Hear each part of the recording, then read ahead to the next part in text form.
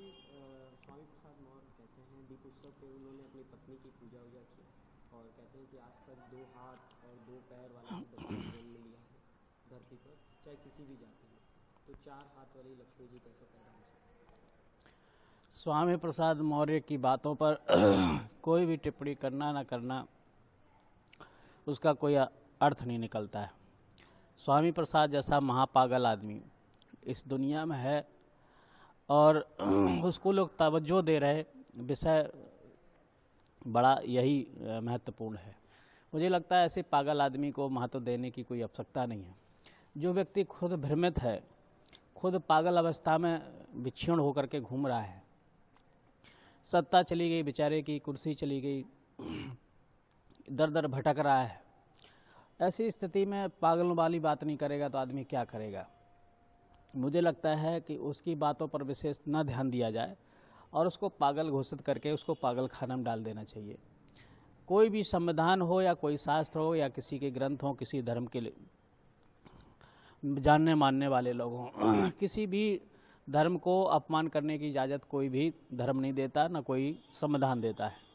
और मुझे लगता है बार बार सनातन धर्म का अपमान करता है, बार बार सनातन संस्कृति का अपमान करता है, बार बार हिंदू जनमानस का अपमान करता है। ऐसे व्यक्ति को मुझे लगता है धरती में रहने का कोई अधिकार नहीं है। ऐसे व्यक्ति को या तो पागल खाना में डाल देना चाहिए और नहीं तो इसको गोली मार देना चाहिए, क्योंकि ये व्यक्ति अभी ये केवल एक वैमनस्यता का बीज बह रहा है, आपस में लड़ाई और झगड़ा कराने का काम कर रहा है। तो कहते हैं कि जब पागल शेर हो जाता है उसको गोली मार दी जाती है।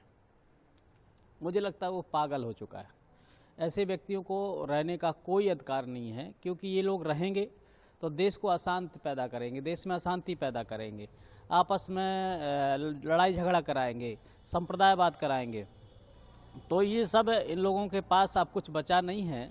बेचारा बेखुलाहट में आकर के पागलपंथी वाला काम कर रहा है और इन बातों पर विशेष न ध्यान दे करके इसको बल्कि सरकार से कहेंगे कि इसको पागल खाने में डलवा देना चाहिए। सबसे बड़ी बात है कि लगातार ये ऐसा कह रहे हैं और समाजवादी पार्टी के जो मुखिया है उनका कोई रिएक्शन नहीं आ रहा है। क्यों आएगा, क्यों रिएक्शन आएगा? समाजवादी कौन सा दूध धूप के धुले लोग हैं? समाजवादी वही लोग हैं ना जो लाठीचार्ज चलवाए, गोलियां चलवाए राम मंदिर कार सेवकों के ऊपर, जो राम की बात करने वाले, वही तो समाजवादी हैं। जो अपने बाप को दुत्कार दिया भरी सभा में, वही समाजवादी लोग हैं कि कोई बाहरी लोग हैं? तो वो क्यों ऑब्जेक्शन करेंगे? उनको तो अच्छा लग रहा है और मुझे लग रहा है कि वो खुद कौहार हैं। लेकिन ये बात सारी चीज़ों को हिंदू जनमानस को समझना चाहिए कि ये लोग हमारे विरोधी हैं, सनातन धर्म विरोधी हैं।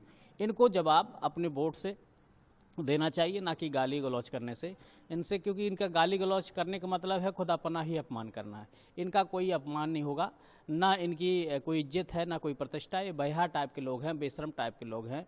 जैसे कि कीचड़ में अगर ईंटा मारो ना खुद ही सनेगा व्यक्ति, छींटा पड़ेगा, उसी प्रकार के ये सब कीचड़ हैं। और मुझे लगता है ये जितनी गठबंधन किए हैं सब उसी में के लोग हैं, चाहे कांग्रेस के लोग हों, चाहे सपा के लोग हों, चाहे कोई भी हो। ये सब केवल और केवल जिनके मंत्री, इनके नेता, इनके जितने लोग हैं, केवल और केवल सनातन धर्म पर वार कर रहे हैं।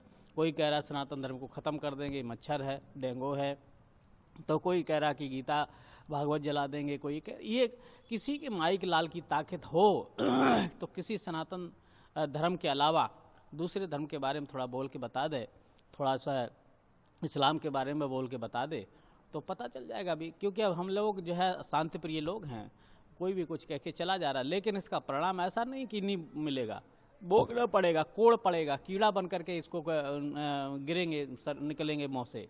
इसकी दुर्दशा होगी। आप देखिएगा सामने, आज मैं आपको बोल रहा हूँ, ये कोड़ होकर के मरेगा, बहुत बुरी स्थिति पर मरेगा ये।